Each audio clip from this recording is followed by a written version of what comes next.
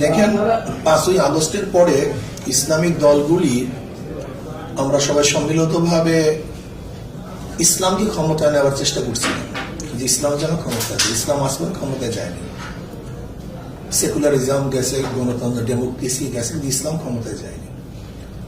তো আমরা ভেবেছিলাম ইসলাম সমনা যাদের ব্যাপারে মতনৈক্য আছে, মতনৈক্যগুলি একটু পাশে রেখে একটা সম্মিলিতভাবে ইসলামকে ক্ষমতায় নেওয়ার চেষ্টা করছিলাম।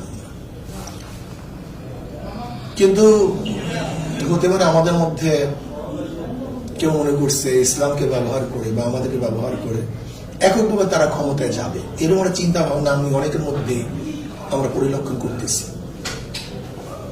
এর জন্য তারা ভাবছে যে আমরা এককভাবে বিজয় হব, আমরা এককভাবে সিট পাবো। যদি আমরা এককভাবে সিট পাই তাহলে শরীফদেরকে সিট ছেড়ে লাভ থাকি, এরকম হয়তো অনেকটা ভাব তাদের মধ্যে চলে আসছে।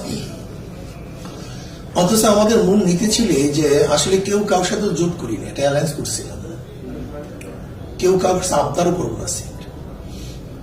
আমরা সম্মিলিতভাবে যতগুলি দল থাকবো তারা অবজারভেশন করবে, তারা মনিটরিং করবে, যেখানে যার অবস্থান ভালো সংখ্যা না সেখানে সে নির্বাচন করবে, সংখ্যা হিসাবে না যে এত ছিল অমুকে এত, তা না, যে যেখানে ভালো অবস্থানে আছে।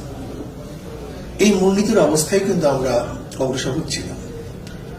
কিন্তু দেখা যায় আমাদের মধ্যে যাদেরকে আমরা নিয়ে আসছি তারা হয়তো বা বেশি প্রেশার ক্রিয়েট করতেছে যে আমরা এত সিটে নির্বাচন করব, এমনকি আমাদের আমিরের সিট পর্যন্ত তারা নির্বাচন অংশগ্রহণ করছে। খোদ বরিশাল পাস আজকে তারা নমিনেশন সাবমিট করছে জামাত, যেখানে দেখা যায় অন্যান্য ইজিএলডিপির যে আমাদের এখানে আসছে তার সিটে গিয়ে আমি নমিনেশন সাবমিট করবো। এনসিপি যদি আমাদের সাথে আসে তাহলে নমিনেশন তার যে প্রধান থাকবে নমিনেশন সাবমিট করবো, অথচ আমিরের সিট তারা ছাড়তে চায় না, এই পর্যন্ত তাদের উদ্যুত্ত পুষছে। তা আসলে তো ইসলামকে ক্ষমতা নিতে চায় না, আমার মনে হয় যেটা, এবং এটা রাখতেও চায় না। এরা হয়তো আমাদেরকে ইসলামকে ব্যবহার করে তারা হয়তো বা ক্ষমতায় যাওয়ার একটা আমাদেরকে সিঁড়ি হিসেবে ব্যবহার করতে চায়। তো এটা তো হবে না, আমরা ইসলামকে ক্ষমতা দিতে চাই। আমরা তো কোনো ব্যক্তি বা কোনো পার্টিকে আমাদেরকে ব্যবহার করে ক্ষমতা নেওয়ার জন্য